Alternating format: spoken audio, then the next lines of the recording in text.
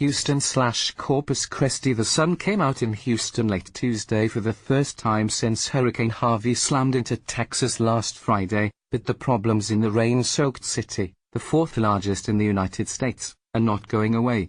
A citywide curfew was declared after several incidents of looting and armed robbery. Since the hurricane hit, more than 124 centimeters, 49 inches, of rain has fallen on Houston and surrounding area of southeastern Texas, the most rain from a single storm ever seen in the continental U.S. The storm is believed responsible for the deaths of at least 9 people, and preliminary damage estimates have ranged up as high as $100 billion. And Harvey, now downgraded from hurricane to tropical storm, is not finished.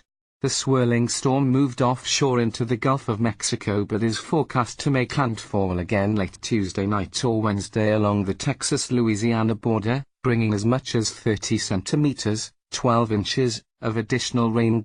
Watch Texans on evacuations, snakes, too much water. Direct link. A day to remember in an ironic convergence of hurricane history. Tuesday was the 12th anniversary of the day Hurricane Katrina made landfall in Louisiana and caused catastrophic damage in New Orleans.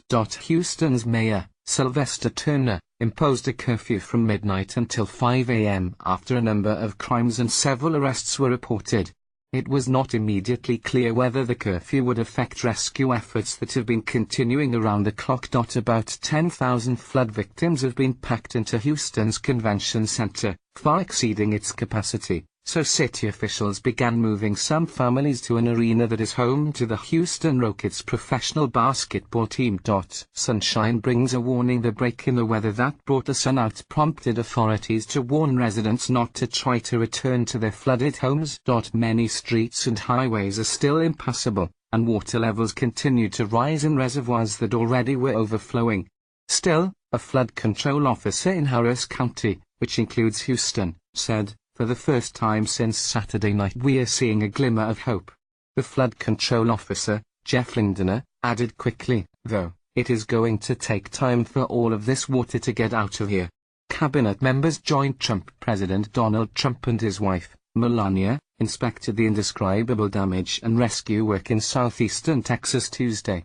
The president said the storm recovery will probably be one of the most expensive efforts the U.S. has ever undertaken. Visiting an emergency operations center in the Texas capital, Austin, Trump said his administration and Congress are going to come up with the right solution to help storm victims.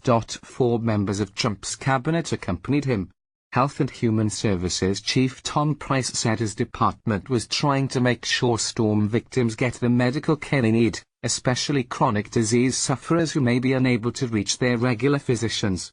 Housing Secretary Ben Carson said his department was reallocating assets from routine spending to disaster relief. Historic, epic storm in Corpus Christi, where the hurricane hit the Texas Gulf Coast. Trump said he wants his administration's storm recovery effort to be better than ever before. Trump said Harvey was a historic, epic storm. Waving a Texas state flag as he spoke to cheering supporters in Corpus Christi, he added, "But it happened in Texas, and Texas can handle anything." Total damage estimates from Harvey range between $30 billion and $100 billion. But the immediate job for emergency workers, including firefighters, doctors, and the Texas National Guard, is rescuing thousands of people still trapped by floods inside or on top of their homes.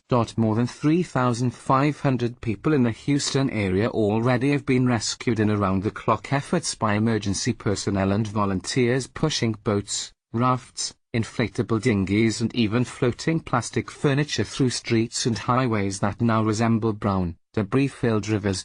Police officer: a storm victim. As many as 9 storm-related deaths have been reported. They include Houston Police Sergeant Steve Perez, who drowned in a highway underpass Saturday when his car was overwhelmed by floodwaters as he tried to get to his post.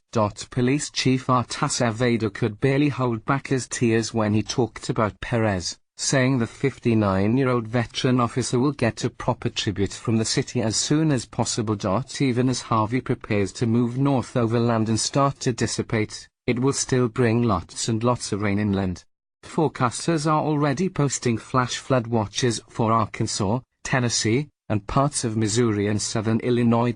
Harvey is expected to die out as a low-pressure system over the U.S. East Coast by the end of the week. FEMA boss offers warning, but the worst may not be over for storm survivors. Bok Long, Chief